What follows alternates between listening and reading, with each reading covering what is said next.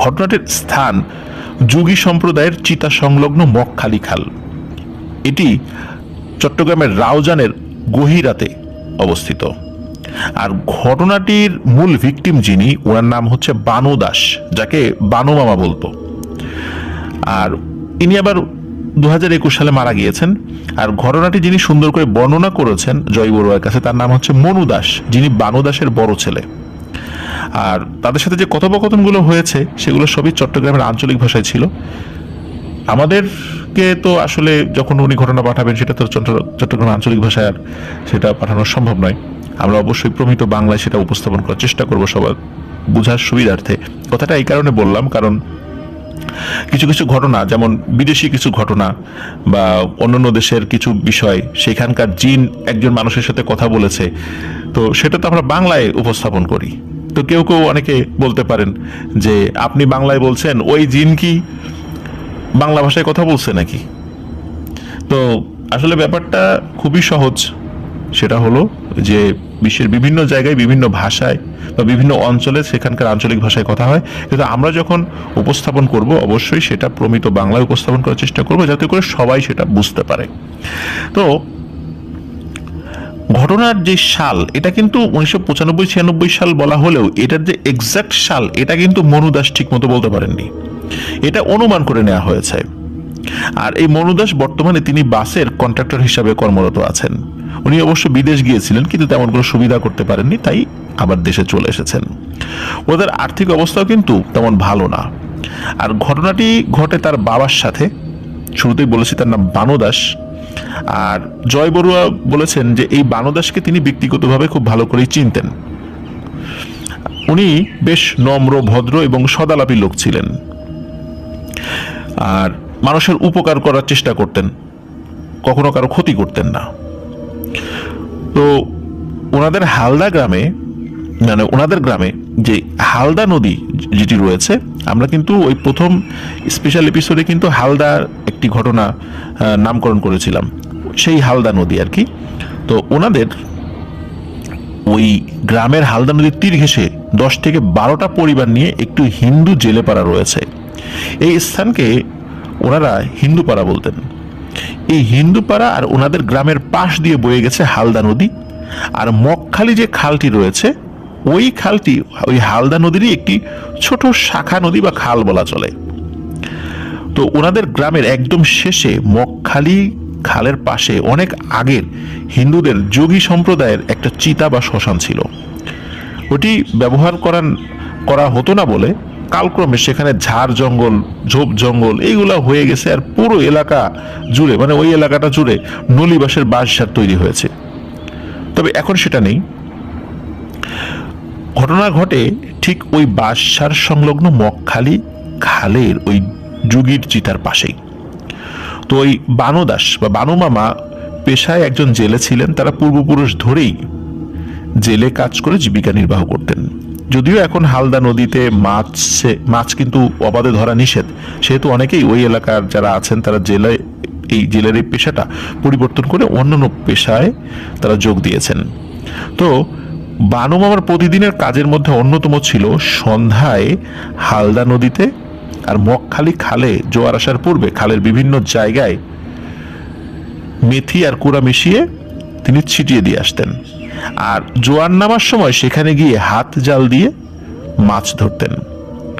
যেহেতু মগখালি খালটা তার বাড়ির সাথেই লাগানো ছিল, সেহেতু তিনি প্রথমে হালদা নদীতে জাল মেরে মেরে পরে মগখালি খালে মাছ ধরে রাতের শেষে বাড়িতে চলে যেতেন। সকালে সেই মাছ বিক্রি করতেন। এভাবেই তার দিনকাল চলছিল। তো এমনই একদিন সন্ধ্যায় নদীতে ওই মেথি কুড়ো ছিটিয়ে তিনি হাত জাল নিয়ে বের হন। তো বলে রাখা ভালো, নদীর বিভিন্ন জায়গায় একইভাবে কিন্তু মাছ পাওয়া যেত না। কিছু কিছু জায়গা ছিল যেখানে ওই বানু মামা জানতেন যে এখানে মাছ পাবেনি, আর এসব জায়গা তিনি গুছিয়ে চিহ্ন দিয়ে রাখতেন। তো বানু মামা প্রতিদিনের মতোই প্রথমে হালদা নদীতে জাল মারেন। বেশ কয়েকবার জাল মারার পরে তিনি তেমন মাছ পান না। তো তিনি স্বাভাবিকভাবে জাল মেরে মেরে এগোতে থাকেন এবং মগখালি খালে ঢুকে মগখালি খালে জাল মারতে থাকেন। তিনি দেখলেন তার কুড়ো মেথি দেওয়া স্থানে কে যেন আগেই জাল মেরে মাছ ধরে নিয়ে গেছে। তিনি তিনি মনে মনে বেশ ক্ষুব্ধ হলেন, কিন্তু কাউকে তো দেখতে পাচ্ছিলেন না সেখানে, আর কারোর সাথে ঝগড়া করারও সুযোগ পান না। কে মারলো, কে এই কাজ করলো বোঝা যাচ্ছে না তো। এদিকে জাল মারতে মারতে ক্লান্ত হওয়ায় নদীর পাড়ে বসে কতক্ষণ জিরিয়ে নেন। রাত ঘনিয়ে আসায় আবার উঠে জাল মারতে থাকেন তিনি। এভাবে তিনি এক পর্যায়ে সেই যুগীর চিতার পাশে চলে আসেন।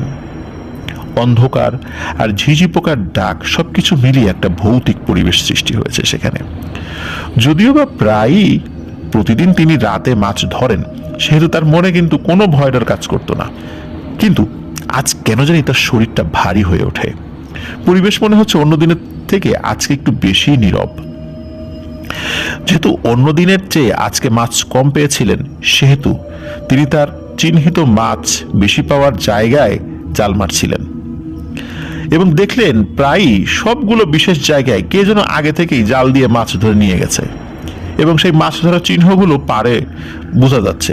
শামুক, তারপরে ওই বিভিন্ন লতা পাতা, ডাল, অনেক সময় জাল মারলে দেখা যায় না জালের সাথে এগুলো উঠে আসে, সেগুলো যখন ছাড়ানো হয় তখন ওই তীরে পড়ে থাকে বা পাড়ে পড়ে থাকে, এরকম করে পড়ে আছে, তাহলে বোঝা যাচ্ছে যে এখানে আগে থেকে কেউ মাছ ধরেছে। তো উনি তো খুব রাগান্বিত, কে এই কাজ করছে। এখন উনি দেখেন যে একটা জায়গা আছে, সেটা ওই চিতার একটা জায়গায় মাছ বেশি পাওয়া যায়, ওই বিশেষ জায়গায় কেউ জাল ফেলেনি। তো তিনি ওখানেই জাল ফেলে অপেক্ষা করছিলেন, দেখি মাছ ধরার চেষ্টা করি। তো এমন সময় তিনি খেয়াল করলেন তার পেছনে খালের পাড়ে কালো মোটা একটা লোক খালি গায়ে জালের মতো কিছু একটা নিয়ে বসে আছে, আর তার সাথে একটি মাছের ডুলিও রয়েছে যার মধ্যে মাছ ধরে রাখে আর কি। তো বানু মামা তাকে দেখে তো অবাক, কেননা তিনি আগে এই লোককে কখনো কোথাও দেখেননি। এবার তিনি তাকে উদ্দেশ্য করে বললেন, এই কে তুই? আমি মাছ ধরার জন্য কুড়ো মেথি দিয়ে গেলাম, আর তুই আমার আগে আমার জায়গায় এসে জাল ফেলে মাছ ধরে নিয়ে যাচ্ছিস, তোর আক্কেল নাই? তো বানু মামার কথা শুনে লোকটা নীরব। তো বানু মামা আবার বললেন, এই কে তুই? তোকে তো আগে কখনো দেখিনি। এবার লোকটা মুখ চওড়া করে হেসে দেয়। বানু মামা দেখেন অন্ধকারেও কালো লোকটার সাদা ধবধবে দাঁত স্পষ্টভাবে বোঝা যাচ্ছে, মানে হচ্ছে অন্ধকারে লোকটার দাঁত বাদে অন্য কিছু তেমন একটা স্পষ্ট দেখা যাচ্ছিল না। বানু মামার কথা শুনে লোকটা উঠে দাঁড়ায় আর বানু মামাকে উদ্দেশ্য করে বলে, রাগ করো না দাদা, আমি তোমার মাছ তোমাকে দিয়ে যাব। বানু মামা দেখলেন লোকটার পেট অনেক মোটা আর তেল চটচট করছে পুরো শরীরে, আর কেমন একটা আষ্টে গন্ধ আসছে শরীরের, লোকটার শরীর থেকে অনেক দূর থেকেও সেই গন্ধ পাওয়া যাচ্ছে। আর চাঁদের আলো যতটুকু ছিল সেটাতেই মোটামুটি ওই লোকটার অবয়ব বোঝা যাচ্ছিল, কিন্তু চেহারা স্পষ্ট বোঝা যাচ্ছিল না। বানু মামা পরে বলেন, আমার লাগবে না তোর মাছ, কিন্তু তুই কে সেটা আগে বল। তখন ওই লোকটি বলে, আমার নাম শান্ত, তুমি আমায় চিনবে না। এই বলে সে বানু মামার থেকে একটু সামনে গিয়ে আবার জাল ফেলে মাছ ধরা শুরু করে। বানু মামা তো এবার রেগে একদম অগ্নিশর্মা হয়ে যান। এত কষ্ট করে তিনি মাছ ধরার ব্যবস্থা করে গেলেন, অথচ এই লোক তার আগেই সব মাছ লুটে পুটে নিয়ে যাচ্ছে। বানু মামা আরো খেয়াল করলেন মানুষটা জাল নদীতে ফেলার সাথে সাথে টেনে তুলছে। স্বাভাবিকভাবে তো জাল ফেলার পরে একটু অপেক্ষা করতে হয়, কিন্তু সে একটু অপেক্ষা করছে না, কিন্তু তার জাল ভর্তি মাছ উঠে আসছে। বানু মামা অবাক হলেও ভাবলেন হয়তো মাছ আজকে একটু বেশি ধরা পড়ছে। যেহেতু বানু মামা আর ঝগড়া বাড়াতে চাননি, তো তিনি ভাবলেন আজকে আর মাছ ধরবো না।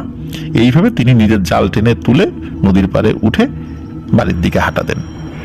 হেঁটে যাওয়ার সময় তিনি দেখেন সেই কালো লোকটা, ওই পেটকু লোকটা, যার পেট মনে হচ্ছে শরীর থেকে বড়,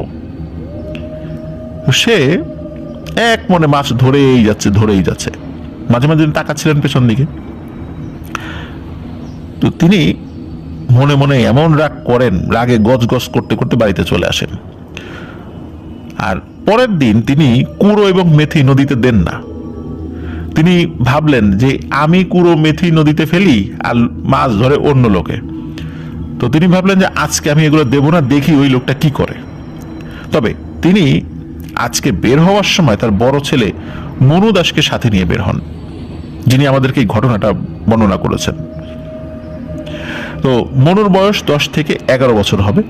তো মনুর হাতে দেন একটা ল্যাম্প, কিন্তু তিনি আজকে দেখলেন কেউ নেই নদীতে।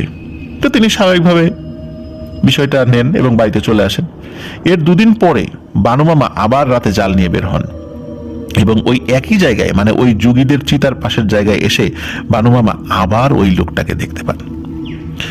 আজকে দেখলেন লোকটা নদীর ওই পারে, মানে অপর পাশে, আর বানু মামা নদীর উল্টো পাশে, মানে ওই লোকটার উল্টো পাশে। লোকটা বানু মামার দিকে তাকিয়ে হাসছে। তো বানু মামা রাগ করে বললেন, কিরে কি হয়েছে, এত হাসছিস কেন? তখন লোকটা বলে, দাদা 6টা চিংড়ি আর 3টা বাইল্লা মাছ নিয়ে বাড়িতে গিয়ে কি করবে?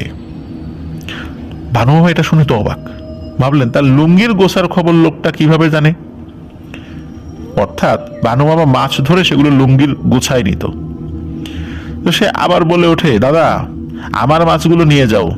এই বলে সে নদীর ওপার থেকে সাঁতরে এই পাশে চলে আসে। বানু মামা তো সাঁতার দেখে অবাক, এই মোটকা পেটকু লোকটা এত জোরে সাঁতার দিল খুব অল্প সময়ের মধ্যে। যদিও নদীর এটা তো আসলে ছোট্ট একটা খাল, কিন্তু মনে হচ্ছে কয়েক সেকেন্ড লেগেছে তার এই পাশে আসতে। তো যাই হোক, সে সাঁতরে এই পাশে চলে আসে। তো বানু মামা তার দেয়া মাছ নিতে প্রথমে অস্বীকার করে, কিন্তু লোকটার জোরাজুরিতে তিনি নিতে বাধ্য হন। বানু মামা দেখলেন লোকটার মাছের ডুলি একদম মাছে ভরা, আর যে মাছগুলো আছে সবগুলোই খুব লোভনীয় মাছ। চিংড়ি, বাইল্লা, আইর সব ধরনের মাছই তার ডুলিতে আছে। তো বানু মামা জিজ্ঞেস করে, কোন শান্ত রে তুই, তোকে তো আগে কখনো দেখিনি রে।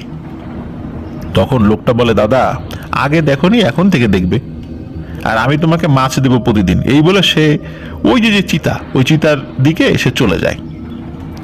তো বানু মামা অবাক হন, কিন্তু মনে মনে খুশি হন। তিনি ভাবলেন, কে এই লোক তা তো জানি না, কিন্তু মাছ তো পাইলাম, আমাকে তো মাছ দিল। মনে হয় ওই যে আমার যেই জায়গাগুলো আছে সেখান থেকে ও রেগুলার মাছ ধরে, এই জন্য আমাকে সে ওই মাছ থেকে কিছু দিচ্ছে। তো যাই হোক, তখনও তার মনে কিন্তু ভয়ের কিছু আসেনি, যেহেতু উনি গ্রামের লোক, রাতের বেলা মাছ ধরতেন, আর রাতের বেলা মাছ ধরতে গেলে তো প্রচুর সাহসও লাগে, তাই না? তো তিনি আর জাল না ফেলে বাড়িতে চলে আসেন। সকালবেলা বাড়ির লোকজন তার এই মাছ দেখে খুবই অবাক হন, যে এত মাছ, এত ভালো ভালো মাছ তো বড় বড় জাল পেতেও পাওয়াটা অনেক কঠিন। তো কিভাবে কি পেয়েছে এটা বানু মামা বাড়ির কাউকে বলে না। পরদিন রাতে তিনি আবার একই জায়গায় মাছ ধরছিলেন। বানু মামা কিন্তু আজকে সেই শান্তকে দেখতে পাননি। তিনি জাল ফেলে অপেক্ষা করছিলেন। এমন সময় তিনি দেখলেন পানিতে মুখ আর পেট ভাসিয়ে শান্ত ভেসে ভেসে আসছে। তো বানু মামা এই দৃশ্য দেখে প্রথমে ভয় পান, কেননা পানিতে শুধু শান্তের কালো মুখ আর বড় পেট বাদের কিছু দেখা যাচ্ছিল না, মানে শরীরের অন্য অংশ পানির নিচে ছিল। ঠিক একটা মৃত জিনিস যদি ভেসে ভেসে যায় কেমন দেখায়, বা আমরা যদি লাইফ জ্যাকেট পরে পানিতে ভেসে থাকার চেষ্টা করি পা এবং মাথা দিয়ে, কেমন দেখাবে, ঠিক অমনটা। কিন্তু তার শুধু মাথা এবং পেটটা দেখা যাচ্ছে, আর কিছু দেখা যাচ্ছে না। তো তিনি এই অবস্থা দেখে প্রথমে ভয় পান, কিন্তু ভয় পেয়েছিলেন বলতে প্রথমে মনে হয় কি ভুটটুট কিনা, পরে যখন দেখে এটা হলো শান্ত। তো উনি ধমক দিয়ে বলেন তাকে, এই বেটা কি করস পানিতে? তখন সেই লোকটা বলে ওঠে, তোমার জন্য কি আনছি দেখো দাদা। এই বলে সে পানি থেকে কুলের দিকে আসতে থাকে। কুলে এসে বানু মামাকে বিশাল এক আইর মাছ দেখায়। মাছটা দেখে তো বানু মামা অবাক, এত বড় আইর মাছ তিনি কখনো ধরতেই পারেননি। কালে ভদ্রে কখনো দেখেছেন বাজারে, অন্য লোকে ধরেছে, কিন্তু এত বড় আইর মাছ উনি কখনোই ধরেননি। আর এইটা দেখে উনি তো খুবই খুশি হন। ওই লোকটা বলে, এই নাও দাদা, এটা তোমার জন্য নিয়ে আসছি। তখন বানু মামা বলেন, এত বড় মাছ আমি কিভাবে বাড়িতে নেব? তাছাড়া তুই তোর বাড়িতে নিবি না? তখন লোকটা আগের মতো করে কোনো কথা না বলে সেই চিতার দিকে উঠে কোন দিকে যেন চলে যায়। এদিকে বানু মামা কি করবে ভেবে মানে মানে কুল পায় না যে এত বড় মাছ উনি কিভাবে নেবে। তো যাই হোক, কোনো রকম ভাবে জাল দিয়ে বেঁধে সেদে কোনো মতে টেনে হিস্টে বাড়িতে নিয়ে যায়। এত রাতে এত বড় মাছ দেখে কিন্তু সবাই অবাক। জানতে চাইলে বানু মামা বলেন, এই পাইছি আর কি। তিনি পরদিন সকালে মাছটা স্থানীয় বাজারে বিক্রি করে বেশ টাকা পান। তো এইভাবে ওই চিতার কাছে গিয়ে ওই শান্তর দেয়া মাছ পেতে পেতে ওনার কিন্তু একটা লোভ লেগে গিয়েছিল। এই জন্য কিন্তু ওই দিকে যাওয়ার জন্য ওনার মন বেশ আকুপাকু করত। তো যেটা হয় সেটা হলো যে এই ঘটনা 2 দিন পর, মানে এর মধ্যে আর উনি মাছ ধরতে বেশ টাকা পয়সা পেয়েছিল, আর বাড়ির কাজ তো কিছু ছিল, ওই কাজগুলো করছিল। তো 2 দিন পরে বানু মামা আবার মাছ ধরতে যান। বাড়ি থেকে বের হবার সময় তার স্ত্রী তাকে বলেন, আজকে তাড়াতাড়ি বাড়িতে চলে এসো, কারণ আজ কিন্তু অমাবস্যা। তো বানু মামা যথারীতি মাছ ধরছিলেন, আর এক পর্যায়ে মাছ ধরতে ওই স্থানে চলে আসেন। আসলে ওই স্থানে তিনি ইচ্ছা করে এসেছিলেন, খুব দ্রুত মাছ ধরতে ওদিকে চলে আসেন। অন্য সময় তো মাছের ধরার জন্য উনি জাল ফেলেন, আস্তে আস্তে ওদিকে আগাতে থাকেন, কিন্তু ওনার মনে হচ্ছিল ওইদিকেই যাই, ওদিকে গেলে তো মাছ পাওয়া যাবে, যদি শান্ত কিছু মাছ দেয়, ওই চিন্তা করছিলেন আর কি। তো বানু মামা ওদিকে যখন যান, মাছ ধরার চেষ্টা করছিলেন, আর আশেপাশে তাকাচ্ছেন যে শান্ত কোথায় আছে, তাকে খুঁজছিলেন মনে মনে। তিনি দেখলেন আজকে আর শান্তকে দেখা যাচ্ছে না। তিনি নদীর পাড়ে উঠে চারদিকে দেখলেন। তো একটু পর তিনি দেখতে পান যে ওই যে যুগীর যে চিতা বা শ্মশান রয়েছে, ওখানে বাঁশের মধ্যে অল্প অল্প আগুন জ্বলছে। তিনি চিন্তা করলেন শান্ত তো ওইদিকে যায়, নিশ্চয়ই ওইদিকে আছে, তাহলে যাই দেখি। তিনি ওইদিকে এগিয়ে যান। এগিয়ে গিয়ে দেখতে পান 2 থেকে 3 জন লোক হবে, মোটা কালো, পেট মোটা, ওই যে ঠিক শান্তর যেই বডি ঠিক ওই রকম, আগুনের মতো কিছু একটা জ্বালিয়ে বিড়বিড় করে কি যেন বলছে। তিনি আরো একটু কাছে যান দেখার জন্য। তিনি ঠিক বুঝতে পারছিলেন ওই লোকগুলোর মধ্যে শান্ত আছে কিনা, এই জন্য একটু দেখার জন্য এগিয়ে গিয়েছিলেন। তিনি আরো কাছে গিয়ে দেখতে পান একটা মৃত মানুষকে সামনে তারা রেখেছে, এবং ওই জায়গাতে তারা ওই মৃত মানুষের পাশে বসে বিড়বিড় করে কিছু বলছে। এবার তিনি এটা দেখে ভয় পেয়েছেন। তিনি ভয়ে দৌড় দিতে যাবেন, হঠাৎ করে মনে হলো উপর থেকে ধপাস করে সামনে এসে নামলো ওই শান্ত। এবার কিন্তু তার মুখে কোনো হাসি নেই, চোখ দুটো লাল জল করছে। সে নিজের পেট চাপড়াতে থাকে 2 হাত দিয়ে, ধপ ধপ শব্দ হয়, এবং সে বলে, দাদা, মাছ খাইয়ে তো তোমাকে লোভ ধরিয়েছি, মোটা করেছি, বলি দেব বলে, আর তুমি পালাতে চাও? তা তো হবে না। এই বলে সে বানু মামার হাত ধরে ফেলে, আর এতক্ষণ বসে থাকা মোটা কালো লোকগুলো উঠে দাঁড়ায়, আর বানু মামাকে ওই শান্ত সে কাঁধে তুলে নিয়ে মাটিতে ধপ ধপ করে পা ফেলে নাচতে থাকে, আর সবাই মিলে বিকট অট্ট হাসি দিতে থাকে। বলি হবে, আজ বলি হবে, নরবলি হবে, মানুষের বলি হবে, এই বলে তাকে নিয়ে নদীর পাড়ে গিয়ে ওই শান্ত কাদায় ছুঁড়ে মারে। তারপর একজন লাফিয়ে বানু মামার কাছে গিয়ে বানু মামার পা ধরে কাদায় এদিক ওদিক টানাটানি করতে থাকে। একজনের শেষে অন্যজনে এভাবে টানছে আর পেট চাপড়িয়ে অট্টহাসি দিচ্ছে। ভয়ঙ্কর এক অবস্থা। এদিকে বানু মামা নিজের সব শক্তি দিয়ে চিৎকার করতে থাকেন। এক পর্যায়ে তাকে কাদার মধ্যে আছাড় দিতে থাকে তারা। মামা এত জোরে কাদা গিয়ে পড়েছে যে তিনি সাথে সাথে জ্ঞান হারান, আর তার শরীর প্রচন্ড ব্যথা লাগছিল, কারণ এইভাবে টানা হেঁচড়া তাকে করছে, শরীর বিভিন্ন জায়গায় ছুলে যাচ্ছিল। এরপর তার আর কিছু মনে নেই। সকালে তিনি যখন চোখ খোলেন তখন দেখলেন তার পাশে বসে বাড়ির সবাই কান্নাকাটি করছিল। পরে তাকে অনেক ঝাড়ফুঁক করা হয়, তার কোমরে বেশ আঘাত লেগেছিল। অনেক দিন তিনি অসুস্থ ছিলেন। সুস্থ হবার পর সবাইকে ঘটনা খুলে বলেন। তবে সুস্থ হলে তিনি আগের মতো আর রাতে মাছ ধরতেন না।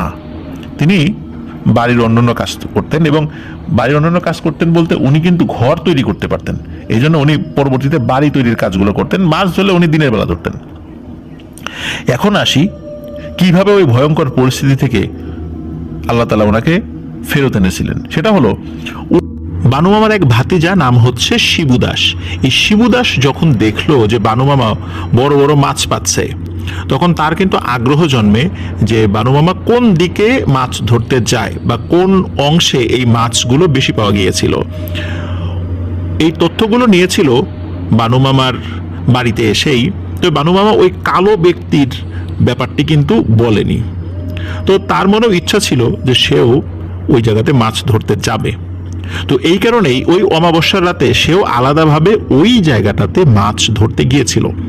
মাছ ধরতে যাবার পর সে যখন ওই যোগীর চিতার কাছে আসে, তখন সে ওই ঝোপের ভেতরে গোঙানির আওয়াজ শুনতে পায়। তখন সে সন্দেহ করে কি ব্যাপার, ওইদিকে শব্দ আসে কিসের, এই শব্দটা মানুষের শব্দের মতো মনে হচ্ছে। আর উনি সারা পথে কিন্তু কোথাও বানু মামাকে দেখতে পাননি।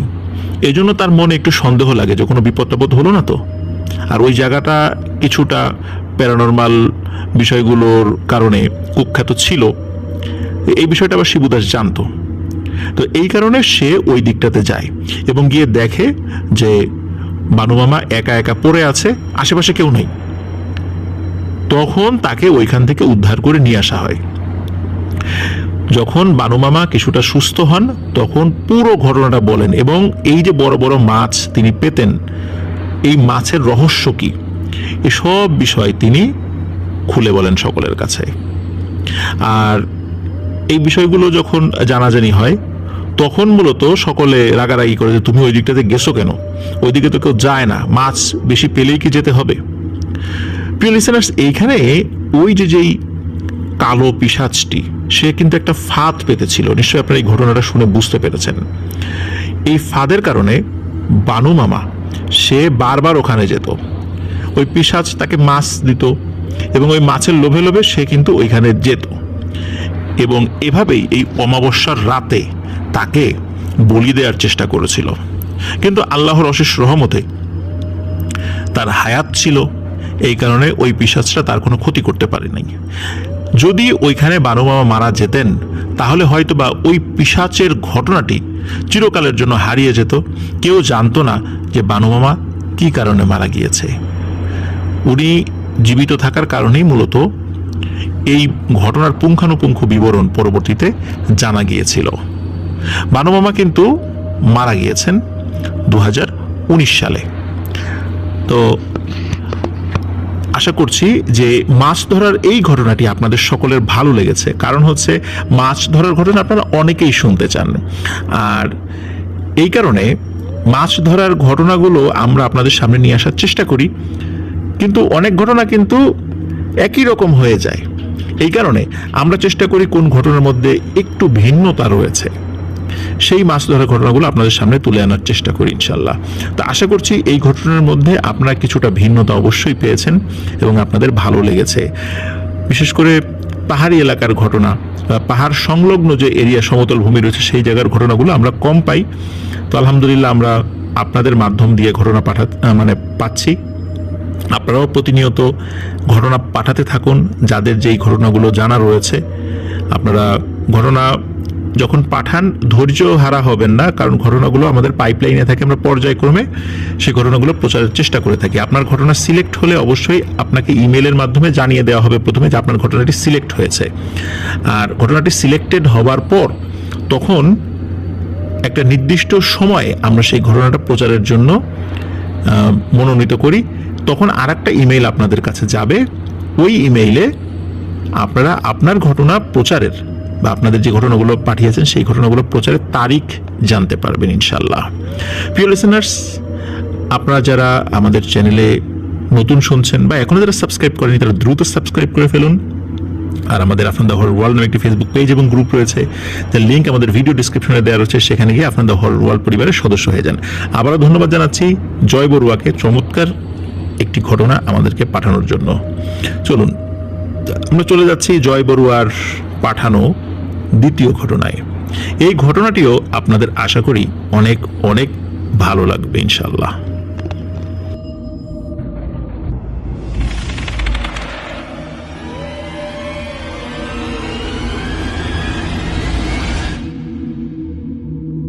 আবারও স্বাগতম জানাচ্ছি প্রিয় লিসেনার্স আমাদের ফ্রাইডে স্পেশাল এপিসোডের দ্বিতীয় ঘটনায়। এবারের ঘটনাটিও জয় বড়ুয়ার পাঠানো। তো চলুন মূল ঘটনাতে চলে যাই। ঘটনাটা মূলত যার সঙ্গে ঘটেছিল তার নাম হচ্ছে বরুণ ত্রিপুরা। ঘটনাটির স্থান রামগড় এবং ভারত সীমান্ত ঘেঁষে বয়ে চলা একটি নদী। ঘটনাটির যেই গ্রামকে কেন্দ্র করে ঘটেছিল বা যেই গ্রামের, সেটি হচ্ছে জগন্নাথপাড়া। আর যিনি এই ঘটনাটি জয় বড়ুয়ার কাছে বর্ণনা করেছেন তিনি হচ্ছেন এই বরুণ ত্রিপুরার আপন ভগিনী। তিনি অবশ্য নাম প্রকাশে অনিচ্ছুক, এই জন্য তার নামটা আমি বলতে পারছি না। ঘটনাটার সময়কাল 1997 বা 98 এরকম একটা সময়ের আশেপাশে হবে। তো বীরেন্দ্র লাল ত্রিপুরা যিনি, ওনার 4 ছেলে এবং 4 মেয়ে। বরুণ ত্রিপুরা তাদের মধ্যে ছিলেন তৃতীয়। ছোটবেলা থেকেই বরুণ বেশ ডানপিটে স্বভাবের ছিল। প্রাপ্তবয়স্ক হবার পরেও তিনি তাদের পরিবারের আর্থিক বা যাবতীয় সকল বিষয় তেমন এই সমস্ত বিষয়ে মাথা ঘামাতেন না, আর সবসময় দেশি মদ আর বিড়ি খেয়ে নেশায় বুঁদ হয়ে থাকতেন। তার এমন উদাসীন স্বভাব দেখে পরিবার থেকে সিদ্ধান্ত নেওয়া হয় যে তাকে বিয়ে করিয়ে দেওয়া হবে, অন্তত বিয়ের পরে হলেও তার স্বভাব যদি পরিবর্তন হয় এই ভেবে। যেমন চিন্তা তেমন কাজ, তাকে বিয়ে করিয়ে দেওয়া হয়। কিন্তু দেখা গেল বিয়ের পরেও বরুণ সেই একই রকম আচরণ করতে থাকে। তো এভাবেই মোটামুটি দিনকাল চলছিল তাদের। একদিন তাদের স্থানীয় এক মন্দিরে বাৎসরিক উৎসবের সময় বরুণ ত্রিপুরা তার বউয়ের সাথে ঝগড়া করে সন্ধ্যার দিকে বাড়ি থেকে বের হয়ে যায়। সেদিন ছিল পূর্ণিমা, আকাশে পূর্ণ চাঁদ। বউয়ের সাথে ঝগড়া করে বরুণ ত্রিপুরা বেশ কিছু দেশীয় মদ আর বিড়ি নিয়ে হেঁটে হেঁটে সেই নদীর দিকে যেতে থাকে। যেহেতু চাঁদের আলো ছিল তাই সবকিছু মোটামুটি দেখা যাচ্ছে। হেঁটে যাচ্ছে আর মাঝে মাঝে মদের বোতল থেকে মদ খাচ্ছে, আর এই অবস্থা মাতলামি করছে, একবার এদিকে ঝুলে পড়ছে, একবার ওদিকে ঝুলে পড়ছে। তো একসময় তিনি নদীর পাড়ে চলে আসেন। নদীর পাড়ে বড় একটা জারুল গাছের নিচে বসে তিনি মদ আর বিড়ি খেতে থাকেন। একটা সময় তিনি দেখলেন তার বিড়ি প্রায় শেষ। তো তিনি শেষ বিড়িটা ধরিয়ে ম্যাচটা দূরে ছুঁড়ে ফেলে দেন। এদিকে মদও প্রায় শেষ, আর মদের তীব্র নেশায় তিনি যে কখন ঘুমিয়ে গেছেন তার আর কোনো খেয়াল নেই। আর কতক্ষণ ব্যাপী ঘুমিয়েছেন ঠিক তাও বলতে পারেন না। হঠাৎ তার ঘুম ভাঙে কিছু মেয়ের কথাবার্তা আর হাসি ঠাট্টার শব্দে। তিনি ঘুম ঘুম চোখে উঠে বসেন। মদের নেশাও পুরোটা কাটেনি তখনও, কিন্তু সেন্স মোটামুটি ঠিকই ছিল। তিনি উঠে বসে দেখতে পেলেন নদীতে 6 থেকে 7 জন মেয়ে গোসল করছে আর হাসি ঠাট্টার ছলে একে অপরকে পানি ছিটিয়ে জল কেলি খেলছে। তিনি ঘুম ঘুম চোখ নিয়ে ভালো করে বুঝতে না পারলেও পরে চোখ মুছে স্পষ্ট করে দেখার চেষ্টা করলেন। দেখলেন ঠিকই তো কিছু মেয়ে নদীতে গোসল করছে। তো তিনি ভাবলেন হয়তো সকাল হয়ে গেছে, কিন্তু তিনি খেয়াল করেন আকাশে পূর্ণ চাঁদ এখনো রয়ে গেছে। যেহেতু মদের নেশাও হালকা ছিল সেহেতু তিনি কিছুই ঠিকভাবে উপলব্ধি করতে পারছিলেন না। তিনি হাতড়ে তার মদের বোতল খুঁজতে থাকেন অন্ধকারে। আর তিনি তার চারপাশে খেয়াল করলেন বেশ কিছু নতুন নতুন রাজকীয় টাইপের কাপড় চোপড়। তিনি আবার চোখ মুছে মাথা ঝেড়ে নিজেকে নেশা থেকে বের করার চেষ্টা করেন। দেখলেন সবকিছু ঠিকই আছে, তার পাশে বেশ দামি কিছু রাজকীয় কাপড় চোপড় পরে আছে। তিনি কাপড়গুলো ধরে দেখলেন বেশ সফট এবং সুন্দর মোলায়েম কাপড়। হঠাৎ গাছের পেছন থেকে একটা মেয়ে তার সামনে এসে বলল, কিরে তুই উঠেছিস ঘুম থেকে? তুই এত রাতে আমাদের জায়গায় এসে ঘুমাচ্ছিস কেন? মেয়েটার কথা শুনে বরুণ তো ভয়ে অস্থির, এলোমেলো সব কথাবার্তা বলতে থাকে। তার এলোমেলো কথা শুনে মেয়েটা বলে, তাড়াতাড়ি বাড়ি চলে যা, আমাদের রানী এসে তোকে আবার দেখতে পেলে চিরতরে পাগল বানিয়ে দেবে, আর জীবনও সুস্থ হবি না। এ কথা শুনে বরুণ তো আরো ভয় পেয়ে যায়। যেহেতু মদের নেশাও হালকা ছিল, সে উল্টো ধমক দিয়ে বলে ওঠে, মানে তার ভাষায় আর কি, যাই বেডি, কে তুই, কে তোর রানী, এত রাতে তোরা এখানে কি করিস? তার এমন কথা শুনে সেই মেয়েটা হেসে দেয়। সে বলে, আমাদের যাবার সময় হয়েছে, তুই আমাদের কাপড়গুলো দেখে রাখ, আমি গোসলটা সেরে আসি। এতক্ষণ কাপড় পাহারা দেবার কেউ ছিল না, তা আমি গোসল করতে পারিনি। আমি গোসল শেষে তোকে তোর বাড়ি পর্যন্ত পৌঁছে দিয়ে আসবো। এই বলে মেয়েটাও নদীর দিকে দৌড় দেয়।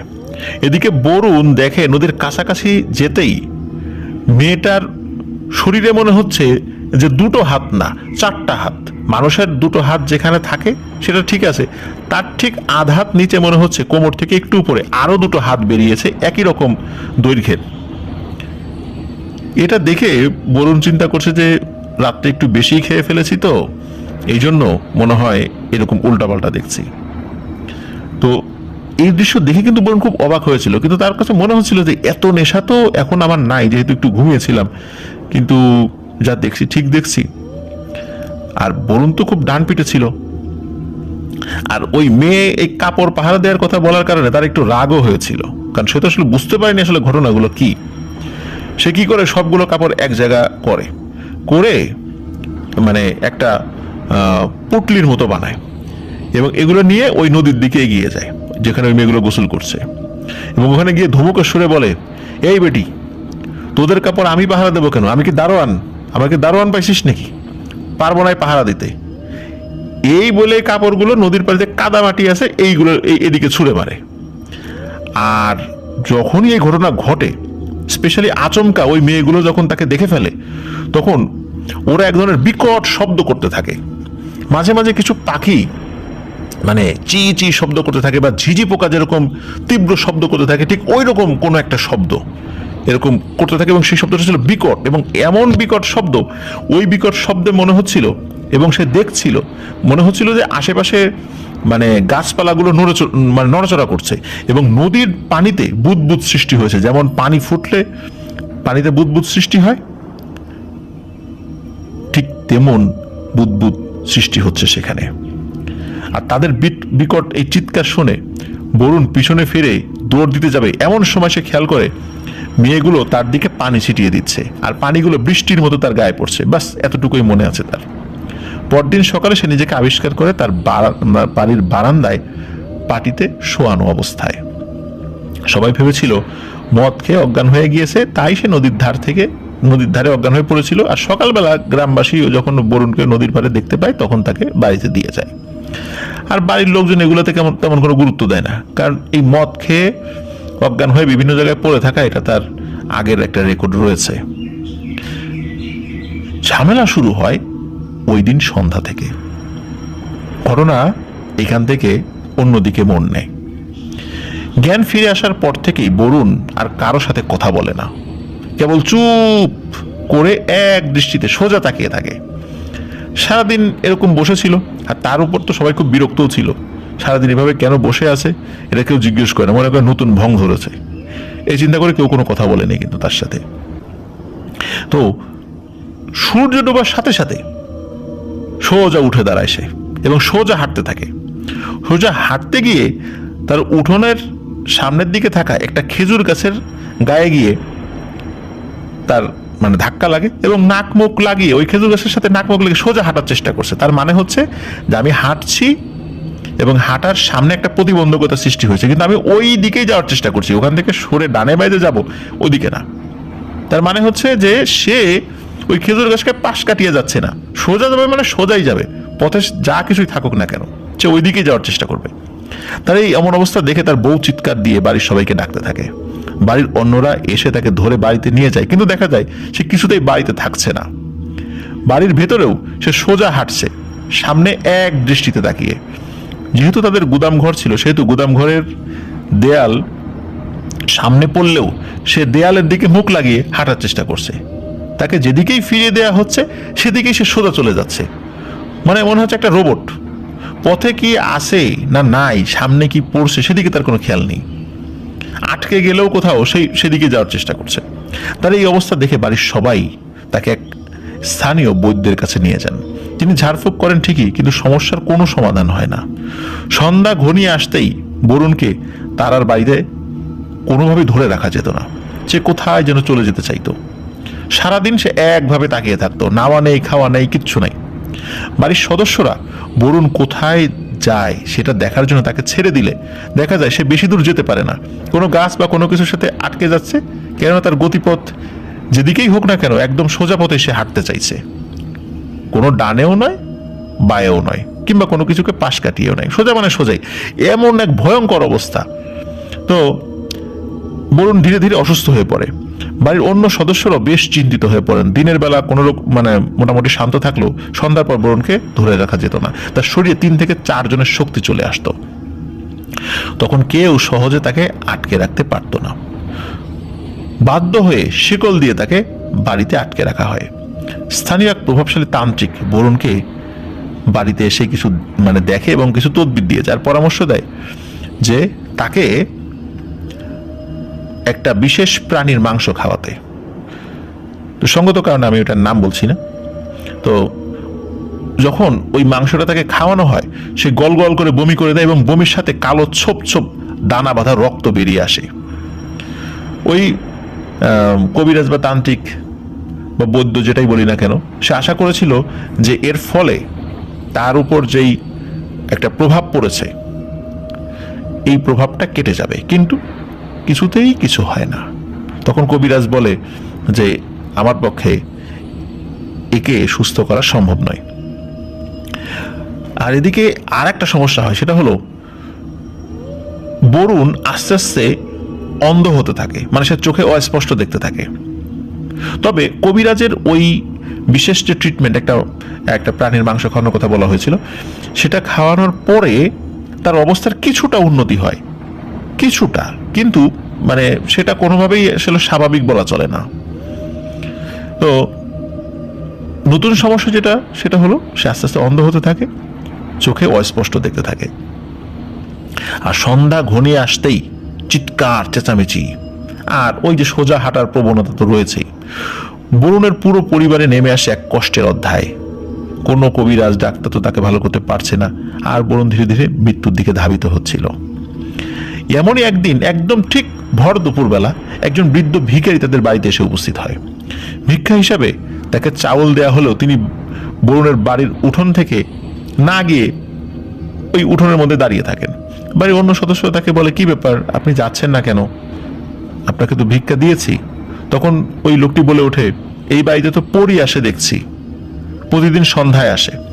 ভিখারির মুখে এমন কথা শুনে সবাই তো অবাক। অপরিচিত ভিখারির মুখে এসব কথা শুনে সবাই জানতে চায় তিনি কিভাবে জানেন যে এখানে এরকম একটা সমস্যা রয়েছে। সেই ভিখারি কোনো উত্তর না দিয়ে বলেন, রুগী কোথায়, নিয়ে চলো আমাকে তার কাছে। তখন ওনাকে বরুণের ঘরে নিয়ে যাওয়া হয়। তখন সেই ভিক্ষুক বরুণকে ভালো করে দেখে বলে, ও রানীকে দেখে ফেলেছে তো তাই পাগল হয়ে গেছে, আর অন্ধ হয়ে গেছে। এই অন্ধ ওই রানী করে দিয়েছে। পরে তিনি ওই দিন সন্ধ্যা পর্যন্ত সেখানে অবস্থান করেন। তারপরে সন্ধ্যার পর বরুণের ঘরের দরজা বন্ধ করে নিজের মতো করে রিচুয়াল করতে থাকেন, আর বাইরে অন্যদেরকে অপেক্ষা করতে থাকেন, কাউকে ভেতরে ঢুকতে মানা করেন। কিছু সময় পর ওই বাড়ির লোকজন তারা শুনতে পান যে ওই ঘরের ভেতর থেকে বেশ কিছু মেয়ের কান্নার শব্দ ভেসে আসছে। অনেকক্ষণ পরে সেই কান্নার শব্দ বন্ধ হয়, আর সেই ভিক্ষুক দরজা খুলে বাইরে বেরিয়ে আসে এবং এক গ্লাস পানিতে কিছু একটা পরে সেগুলো ওই বরুণকে খাইয়ে দিতে বলেন। পরপর 7 দিন এরকম করতে বলেন এবং এটার পর তিনি চলে যান। ওই ভিক্ষুক যে কোথা থেকে এসেছিলেন, কোথায় চলে গেলেন, এটা কেউ বলতে পারে না তিনি আসলে কে ছিলেন, কারণ ওই ভিক্ষুককে আগে কেউ কখনো দেখেও নি। তো 7 দিন পর থেকে বরুণ ধীরে ধীরে সুস্থ হয়ে ওঠে, যদিও বা বরুণের চোখে ছানি পড়ে গিয়েছিল এবং তিনি সবকিছু ঝাপসা দেখতেন। আর তার এই ঝাপসা দেখাটা তার ছানি কাটার পরেও রয়ে গিয়েছিল। আর 2019 সালের ডিসেম্বরে বরুণ মারা গিয়েছিল। প্রিয় লিসেনার্স, এটি ছিল ঘটনা। আমরা এর আগে কিন্তু পরীর ঘটনা আসলে শুনেছিলাম, যে পরীরা পানিতে গোসল করতে নেমেছে, কেউ একটা পোশাক রেখে দিয়েছে, পরে বিভিন্ন ধরনের ঘটনা ঘটে। আর পরীরা যে আসলেই গোসল করতে আসে এটা সত্য। আর এই পোশাক পাহারা দেওয়ার যে ব্যাপারটা, এটাও তো আমরা এই ঘটনার মাধ্যমে জানতে পারলাম। আর বরুণ ওই পোশাকগুলো ওই কাদা মাটিতে ছুঁড়ে মারার কারণে, এই কারণে তারা মূলত তার উপর ক্ষিপ্ত হয়েছিল, আর এর ফলেই তার উপর নেমে আসে ভয়ানক এক বিপদ। প্রিয় লিসেনার্স, আশা করছি আপনারা যারা পরীর ঘটনা শুনতে চান, এই ঘটনাটি আপনাদের ভালো লেগেছে। আর যারা এখনো সাবস্ক্রাইব করেনি আমাদের চ্যানেলে, তারা দ্রুত সাবস্ক্রাইব করে ফেলুন। আর আমাদের ফেসবুক পেজ এবং গ্রুপ রয়েছে আফনান দ্য হরর ওয়ার্ল্ড নামে, যার লিঙ্ক আমাদের ভিডিও ডিসক্রিপশনে দেওয়া রয়েছে। সেখান থেকে আপনারা আফনান দ্য হরর ওয়ার্ল্ড পরিবারের সদস্য হয়ে যান। আমরা এখন চলে যাব আমাদের ফ্রাইডে স্পেশাল এপিসোডের তৃতীয় এবং শেষ ঘটনায়। আশা করছি এই ঘটনাটিও আপনাদের ভালো লাগবে।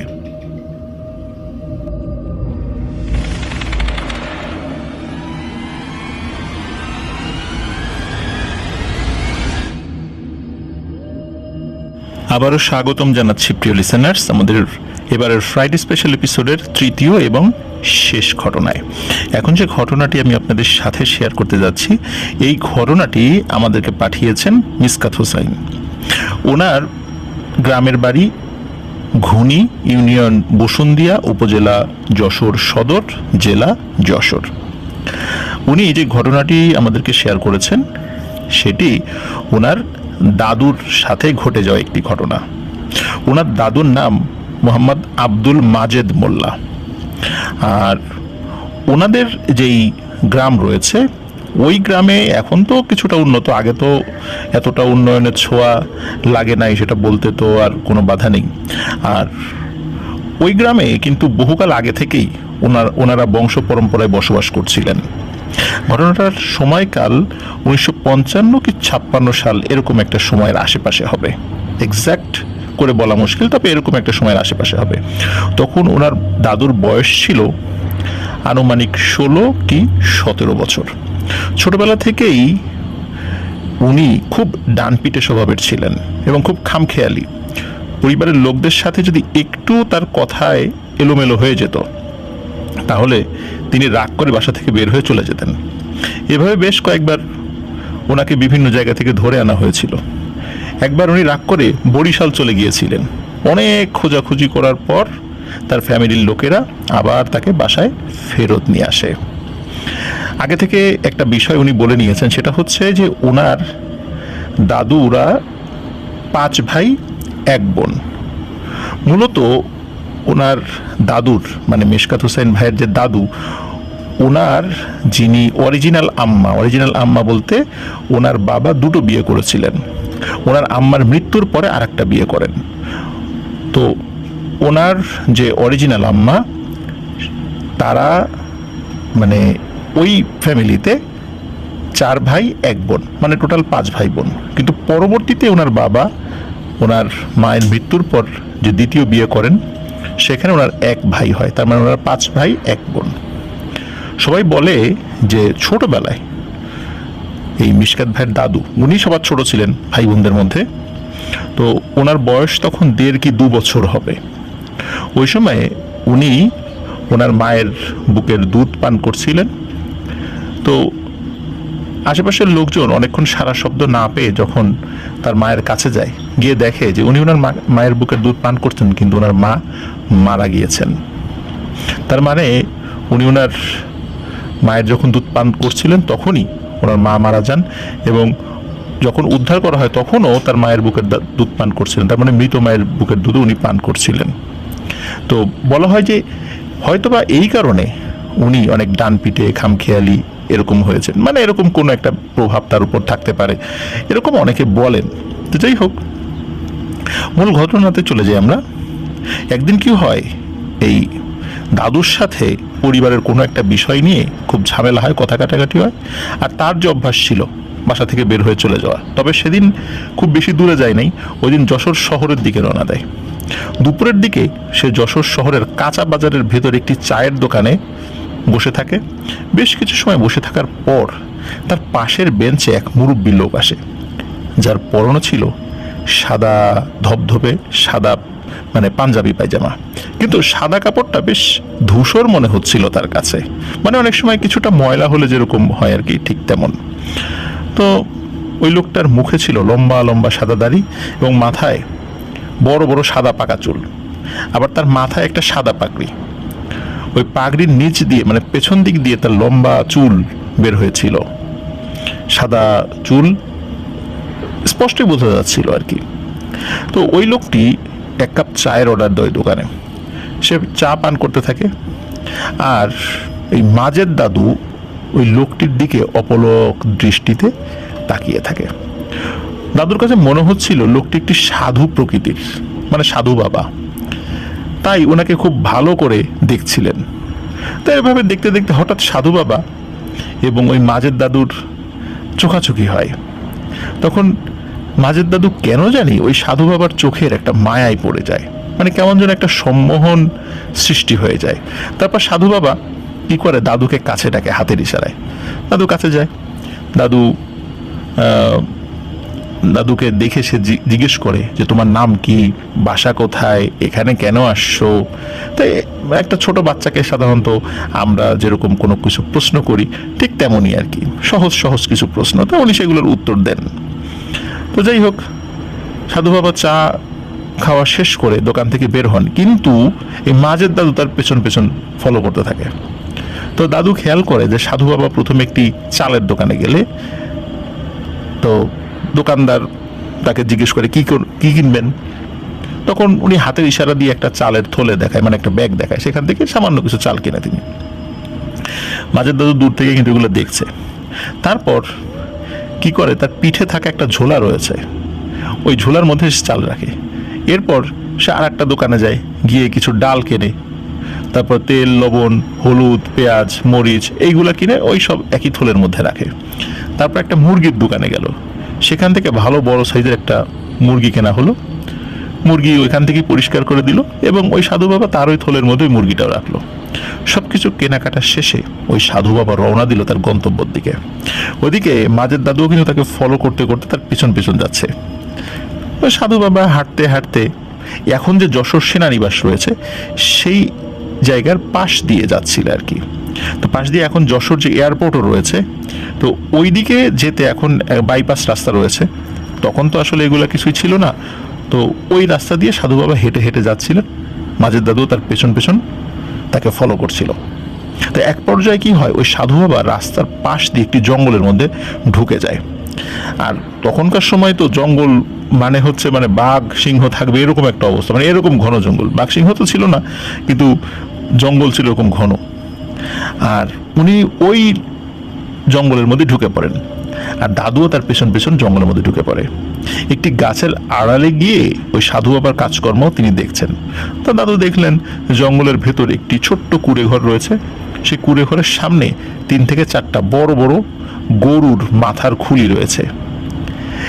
একটি চুলা রয়েছে সেখানে। তো সাধু বাবা ওই চুলার উপর একটি বড় গরুর মাথার খুলিটা রাখেন। তার থলের ভিতরে থাকা চাল, ডাল, তেল, লবণ, হলুদ, মরিচ, মুরগি সব কিছু বের করেন, আর এগুলো ওই গরুর মাথার খুলির মধ্যে ঢেলে দিল। কোনো কিছু ধোয়া টোয়া নাই, কিছু নেই, দিয়ে দিল। আর আরেকটি গরুর মাথার খুলি এনে ওইটার উপর বসিয়ে দিল। এরপর চুলায় আগুন ধরালো। আশেপাশে কোনো জ্বালানি কাঠ ছিল না। মাজেদ দাদু দেখলেন যে ওই সাধু বাবা তার ডান পা চুলার ভিতরে ঢুকিয়ে দিল এবং চুলায় দাও দাও করে আগুন জ্বলতে শুরু করলো।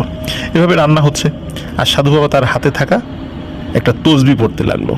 বেশ কিছু সময় পার হয়ে যাওয়ার পর রান্না হয়ে গেল এবং সাধু বাবা চুলার ভেতর থেকে তার পা বের করলো, চুলার উপরে থাকা মাথার খুলি চুলা থেকে নামালো, আর একটা মাথার খুলি টেনে এনে তার ভেতর রান্না করা খিচুড়ি নিয়ে তিনি যখনই খাওয়া শুরু করেছে তখন পেছন থেকে এই মাজেদ দাদু এসে তাকে লম্বা করে একটা সালাম দেয়। এদিকে সাধু বাবা তার সালামের উত্তর দিয়ে বলে যে পাশে বসো। পাশে বসায়, তখন বলে যে তোমার ভাগ্য বলো তুমি আমার সামনে দিয়ে আসো নাই, সামনে দিয়ে আসলে হয়তোবা আমার খাবারের সাথে তুমি আমার পেটের মধ্যে ঢুকে যেতে। যাই হোক, তোমার সাহস আসে বলতে হবে মাশাল্লাহ। তো তখন মাজেদ দাদু ওই সাধু বাবাকে বলেন যে আমাকে আপনার শিষ্য বানান। তখন ওই সাধু বাবা বলেন, বাবা আমি কাউকে আমার শিষ্য বানাই না, আমি কাউকে বানাবোও না। তুমি আসছো, আমার মেহমানদারি গ্রহণ করো, বসো। তুমি যদি পেছন থেকে এসে আমার সালাম না দিতা, আর আমি যদি খালি দেখতাম সামনে দাঁড়িয়ে দাঁড়িয়ে তুমি এগুলো দেখছো, তাহলে তো কি ভাগ্যে তোমার ছিল, সেটা তো আমি শুরুতেই বলেছি। যাই হোক, ওই সাধু বাবা তাকে পাশে বসান, ওই আর একটা গরুর খুলির উপরে কিছু খিচুড়ি দিয়ে বলেন যেটা খাও। তো মাজেদ দাদু এক লোকমা খাবার মুখে দিয়ে খুবই অবাক হন যে এত সুস্বাদু খাবার উনি আগে কখনো মানে খাননি বলে ওনার কাছে মনে হচ্ছিল, এবং ওই খাবারের স্বাদ মৃত্যু অবধি ওনার মুখে লেগেছিল বলে উনি বলতেন। তো যাই হোক, তখন ওই সাধু বাবাকে তিনি আবারও রিকোয়েস্ট করেন তার শিষ্যত্ব যেন তিনি গ্রহণ করেন, কিন্তু সাধু বাবা আবারও বলেন যে না, আমি কাউকে শিষ্য বানাই না, তবে হ্যাঁ তুমি যেহেতু আসছো তোমাকে দেখে আমার ভালো লেগেছে, তবে আমি তোমাকে শিষ্য হিসাবে স্বীকার করবো না বা গ্রহণ করবো না, তবে আমি তোমাকে একটা জিনিস দিচ্ছি, এই জিনিসটি তুমি তোমার কাছে রেখো। কাছে রাখার পর তোমার দ্বারা অনেক অলৌকিক চিহ্ন আল্লাহ চাহেন তো প্রকাশিত হবে, কিন্তু এগুলোর কখনো অপব্যবহার করো না, তাহলে কিন্তু বিপদ হবে। এ কথা বলে উনি তাবিজ জাতীয় কিছু একটা তাকে দেন বলে, এবং এটা দিয়ে নিজের হাতে তার হাতে পরিয়ে দেন এবং বলেন যে এই জিনিসটা সাথে থাকার ফলে তোমার সুবিধাও আছে এবং কিছু কিছু অসুবিধাও হবে। অসুবিধার মধ্যে একটা হলো প্রতি 3 মাস অন্তর তোমার শরীরে খিঁচুনি শুরু হবে, তুমি ছটফট করতে থাকবা। তবে এটা নিয়ে উদ্বিগ্ন হওয়ার কিছু নেই, কোনো ডাক্তারি চিকিৎসায় তুমি ভালো হবে না, এটা এমনিতেই ঠিক হয়ে যাবে ঘন্টাখানেকের মধ্যে। এরকম 3 বার হবে 3 মাস অন্তর অন্তর, এরপরে আর এই সমস্যা হবে না। তখন এ কথা বলার পর বলে যে এখন সময় হয়ে গেছে, তুমি চলে যাও, তোমার বাড়িতে যাও, তোমার মা বাবা চিন্তা করছে। আর এদিক দিয়ে যখন যাবা তখন খবরদার পেছন দিকে ঘুরে তাকাবা না, তাহলে কিন্তু তোমার ঘাড় এমনিতেই মোটকে পড়ে যাবে, আর তুমি মারা যাবা সেখানে। তো দাদু তাকে সালাম দিয়ে ওখান থেকে বিদায় নেন। উনি পেছন দিকে তাকান না, পেছন থেকে কোনো অদ্ভুত রকমের শব্দও হয়নি, উনি স্বাভাবিকভাবে হেঁটে বাড়ি চলে যান। ওনার হাতে যে তাবিজ বাঁধা আছে বা তাবিজের মতো কিছু একটা বাঁধা আছে, এটা কিন্তু জামার নিচে থাকতো, তো কেউ দেখতো না, আর উনি সবার সামনে গোসল করতেন না যাতে কেউ না দেখে। এরপর কি হয়, ওই গ্রামে একটি বাড়িতে বিয়ের অনুষ্ঠান চলে, সেই অনুষ্ঠানে ওই পরিবারের সদস্যকে দাওয়াত দেওয়া হয়, মানে মাজেদ দাদুর পরিবারকে দাওয়াত দেওয়া হয়। তো উনিও দাওয়াত খেতে যান। ওই দাওয়াত খেতে যাওয়ার পরে ওনার মাথায় একটু দুষ্টু বুদ্ধি চাপে। চিন্তা করেন, দেখি তো এই তাবিজের গুণাগুণ এটার সাথে থাকলে আমার দ্বারা নাকি অনেক অনেক অলৌকিক চিহ্ন প্রকাশিত হবে, একটু পরখ করে দেখি। তো ওখানে বাবুর্চিরা যেখানে রান্না করছেন সেখানে যান। যাওয়ার পরে বাবুর্চিদেরকে জিজ্ঞেস করেন যে এখানে কত মানুষের রান্না হচ্ছে। তখন বাবুর্চি বলে 300 থেকে 350 মানুষের রান্না হবে। তখন সে বলে যে আমি কিন্তু এই 300-350 লোকের খাবার একাই খেয়ে ফেলতে পারবো। তখন ওই বাবুর্চিদের মধ্যে যিনি হেড বাবুর্চি ছিলেন উনি তো মানে হেসে দেন এবং খুব বিরক্তও হন, কিছুটা মৃদু ভৎসনা করে বলেন যে এই পিচ্ছি নেংটি ইঁদুর কোথাকার, ভাগ এখান থেকে বেটা, 300-350 লোকের খাবার তুই একাই খাবি না, যা যা যা। এইভাবে তাকে তুচ্ছতাচ্ছিল্য করে। কিন্তু উনি তো নাছোড়বান্দা, এই এত বড় কথা আমাকে নেংটি ইঁদুর বললো, হ্যাঁ একে তো দেখিয়ে দিতে হবে। সে তো নাছোড়বান্দা, বলে যে আমাকে পরখ করো আমি পারি কিনা। এখন এই বাবুর্চি চিন্তা করছে যে আরে এই ছেলে এ তো জীবনেও পারবে না, দেই ওকে খাবার দেই, দাওয়াতের আগে ওকে একটু খাবার দেই, ও ওর মতো খেয়ে বিদায় হোক, তো এই আপদ বালা মুসিবত তাড়াতাড়ি বিদায় হোক এখান থেকে। তো কি করে, তাকে এক প্লেটে খাবার দেয়। কিন্তু খাবার দেওয়ার আগে ওই দাদু শর্ত জুড়ে দেয় যে যেই চামচ দিয়ে আপনি আমাকে খাবার দেবেন ওই একই চামচ দিয়ে কিন্তু অন্য সব তরকারিও আপনাকে আমার প্লেটে দিতে হবে, অন্য কোনো চামচ ব্যবহার করতে পারবেন না। তো বাবুর্চি বলে আচ্ছা ঠিক আছে। তো শুরু করে দাদু খাবার খাওয়া, খাচ্ছে তো খাচ্ছেই, ওদিকে বাবুর্চি শুধু বারবার তাকে একবার তরকারি দেয়, একবার ভাত দেয়, একবার এটা দেয়, একবার ওটা দেয়। বাবুর্চি দেখলো যে এই ছোট্ট পিচ্চি ছেলেটা প্রায় 30-40 জনের খাবার ইতিমধ্যে খেয়ে ফেলেছে। তখন বাবুর্চি চিন্তা করে সর্বনাশ, এ তো সত্যি 300-350 লোকের খাবার খেয়ে সাবার করে ফেলবে। আর তাই যদি হয় তাহলে এই যে এই লোকগুলোর যে খাবার শর্ট পড়বে, এইটা আমি আমার বাড়ির মালিককে কি জবাব দিব, খাবার কেন শর্ট পড়লো, বিশাল মুসিবত। তখন চিন্তাগুলোকে থামানো যায় কিভাবে? তখন ওনার মাথায় একটা বুদ্ধি আসে, সেটা হলো ওই ছেলেটা তো আমাকে বলেছিল যে একই চামচ দিয়ে সব খাবার বেড়ে দিতে হবে, তো চামচটা চেঞ্জ করি। তখন উনি বুদ্ধি করে অন্য একটা চামচ দিয়ে যখনই তরকারি তার পাতে দিয়েছেন এবং ওই তরকারির থেকে কিছুটা অংশ যখনই ওনার মুখে দিয়েছেন সাথে সাথে খাবার ওনার গলায় আটকে যায়। উনি তো কাশতে থাকেন। তখন লোকজন ধরাধরি করে তাকে তার বাড়িতে নিয়ে যায় এবং বাড়িতে নিয়ে যাওয়ার পর তার শরীরে খিঁচুনি ওঠে, ভয়ানক খিঁচুনি। তো এখন অবস্থা বেগতিক। ওদিকে বাবুর্চিও ওর পরিবারের লোকদেরকে বলেছিল যে সে এরকম একটা চ্যালেঞ্জ করেছিল, এই এই ঘটনা আমাকে এই বলেছিল। পরিবারের লোকরা অবাক হয়, এই পিচ্চি ছেলে এটা মানে কেমনে সে 30-40 জনের খাবার খেলো, আর কিভাবে সে 300-350 লোকের খাবার খাওয়ার চ্যালেঞ্জ করলো, তাদেরও সেটা বুঝে আসে না। আর তাকে বাড়ি নিয়ে যাওয়ার পর যখন এই খিঁচুনি হচ্ছিল তখন বাড়ির লোকজন কিছুটা বুঝতে পেরেছিল যে এই সমস্যাটা স্বাভাবিক নয়। এই কারণে ওই গ্রামের এক কবিরাজকে ডেকে আনা হয়।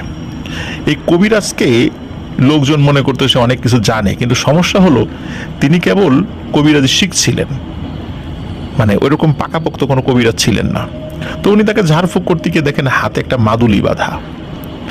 তখন বলে যে এই মাদুলিটা খুলে ফেলতে হবে। কিন্তু কোনোভাবেই ওই মাদুলিটা তার হাত থেকে খোলা যাচ্ছিল না। এরপর মানে কি হয় যে খোলা যখন যাচ্ছিল না তখন বলে তাহলে কেটে ফেলি, গিট দেওয়া তো খোলা যাচ্ছে না, তাহলে কেটে ফেলি। তবে কেচি দিয়ে যখনই কাটা হয় তখন সবাই খেয়াল করে ওই মাদুলিটা সাঁ করে মাজেদ দাদুর হাতের মুঠোর মধ্যে চলে গেল এবং উনি মুঠ পাকিয়ে ফেলেছেন। ওদিকে ওনার কিন্তু সেন্স নাই, কিন্তু উনি মুঠ পাকিয়ে ফেলেছেন। লোকজন অনেক চেষ্টা করে তার হাতের ভিতর থেকে ওই জিনিসটা বের করার জন্য, কিন্তু কিছুতেই সেটা বের করতে পারে না। এক পর্যায়ে মাজেদ দাদুর জ্ঞান ফেরে। জ্ঞান ফেরার পর তখন উনি দেখেন ওনার হাত মুঠো করা এবং তার মধ্যে একটি তাবিজ রয়েছে। উনি হাতের দিকে আবার তাকান যে ওনার বাহুতে সেই তাবিজটা নেই, তখন বলে যে এই তাবিজটা তোমার হাতের মধ্যে চলে গেছে। তখন ওনাকে যখন জিজ্ঞেস করা হয় যে এই তাবিজের রহস্য কি, তখন উনি এই সব ঘটনা খুলে বলেন। তখন পরিবারের লোকরা বলেন যে তোমার কোনো অলৌকিক ক্ষমতার প্রয়োজন নাই, স্বাভাবিকভাবে জীবনযাপন করো, এটাই মঙ্গল। তখন সকলের পরামর্শ নিয়ে ওই তাবিজটি একটি জলাশয়ে ফেলে দেওয়া হয় এবং এরপর থেকে উনি আস্তে আস্তে স্বাভাবিক হয়ে যান। স্বাভাবিক হয়ে যাওয়া বলতে ওনার যে খামখেয়ালিপনা, দুরন্তপনা, দুষ্টুমি, এগুলো সব আস্তে আস্তে ঠিক হয়ে যায় এবং উনি একজন মেধাবী মানুষ যেভাবে আচার আচরণ করে বা একজন ভদ্র মানুষ যেভাবে আচার আচরণ করে, তার জ্ঞান প্রজ্ঞা এইগুলো সব কিছু তার মধ্যে আস্তে আস্তে বিকশিত হতে থাকে। মানে একজন পরিপূর্ণ ভদ্র মানুষ হিসাবে একটা মানুষের যা যা থাকা প্রয়োজন সেই জিনিসগুলো তার মধ্যে বিকশিত হয় এবং আগের মতো কোনো দুষ্টুমিতে তাকে আর কখনো দেখা যায়নি। একদম স্বাভাবিক মানুষ, যতদিন জীবিত ছিলেন একজন সজ্জন ভদ্র মানুষ হিসাবে তিনি সকলের সাথে মিলেমিশে চলেছেন। 2009 সালের জুন মাসে উনি এই পৃথিবীর মায়া ত্যাগ করে চলে যান। ইন্না লিল্লাহি ওয়া ইন্না ইলাইহি রাজিউন। আল্লাহ তাআলা তাকে জান্নাতবাসী করুন। প্রিয় লিসেনার্স, এই যে ঘটনাটি বলা হলো, পরবর্তীতে কিন্তু কিছু লোকজন ওই জঙ্গলের ভিতর গিয়ে ওই কুঁড়ে ঘরটি দেখার চেষ্টা করেছিলেন, কিন্তু ওখানে গিয়ে কাউকে আর পাওয়া যায় নাই খুঁজে। আসলে ওই ব্যক্তিটি কে ছিলেন এই সাধু বাবা, সেটি কিন্তু আজও রহস্য রয়ে গেছে। তবে ওনার সাথে যার দেখা হয়েছিল, হতে পারে উনি কোনো বুজুর্গ একজন ব্যক্তি, হতে পারে সত্যিকার অর্থেই সাধু বাবা, আবার হতে পারে উনি কোনো ভালো জিন ছিলেন। তবে যাই হোক না কেন, এটা শুধুই অনুমান, এটা নিশ্চিত করে কিছুই বলা যায় না। মেশকাত হোসাইন ভাই বলেছেন এটা 100% সত্যি একটি ঘটনা, যেটি ওনার পরিবার সহ আশেপাশের অনেকেই সেটি জানেন। মাজেদ দাদুর ছবি পাঠিয়েছেন তিনি। আমরা আবারও ধন্যবাদ জানাচ্ছি মেশকাত হোসাইন ভাইকে চমৎকার একটি ঘটনা পাঠানোর জন্য। আশা করছি এরকম আরও চমৎকার ঘটনা তিনি আমাদেরকে পাঠাতে থাকবেন। প্রিয় লিসেনার্স, এই ঘটনাটি ছিল আমাদের এবারের ফ্রাইডে স্পেশাল এপিসোডের তৃতীয় এবং শেষ ঘটনা। আশা করছি আমাদের এই 3টি ঘটনা যেগুলো আমরা শেয়ার করেছি, জয় বড়ুয়ার 2টো এবং মেশকাত হোসেন ভাইয়ের 1টাই, 3টি ঘটনা আপনাদের ভালো লেগেছে। আপনারা আমাদের চ্যানেলে যারা এখনও সাবস্ক্রাইব করেননি তারা দ্রুত সাবস্ক্রাইব করে ফেলুন। আমাদের আফনান দ্য হরর ওয়ার্ল্ড নামে একটি ফেসবুক পেজ এবং গ্রুপ রয়েছে, যার লিঙ্ক আমাদের ভিডিও ডিসক্রিপশনে দেওয়া রয়েছে। সেখানে গিয়ে আপনারা আফনান দ্য হরর ওয়ার্ল্ড পরিবারের সদস্য হয়ে যান। দেখা হচ্ছে খুব তাড়াতাড়ি ইনশাল্লাহ আগামীকাল শনিবার রিমেম্বারিং স্টোরিজ এপিসোডে আপনাদের সাথে আবারও আমি হাজির হচ্ছি ইনশাল্লাহ। সে পর্যন্ত সবাই ভালো থাকুন, সুস্থ থাকুন। Afnan the horror world YouTube channel এবং আমাদের ফেসবুক পেজ এবং গ্রুপের সাথে থাকুন। আপনাদের মূল্যবান কমেন্ট আপনারা করতে পারেন। আপনারা আপনাদের কোনো বিষয় জানা থাকলে পোস্ট করতে পারেন। আপনারা আমাদের এই চ্যানেল, ফেসবুক পেজ এবং গ্রুপকে আরও অনেকের মাঝে ছড়িয়ে দেবেন, এই প্রত্যাশায় আমরা রইলাম। সে পর্যন্ত সবাই ভালো থাকুন, সুস্থ থাকুন। দেখা হচ্ছে আগামীকাল ইনশাল্লাহ রাত 10:59 আমার বলা পুরাতন ঘটনাবলী নিয়ে রিমেম্বারিং স্টোরিজের এপিসোডে। আসসালামু আলাইকুম।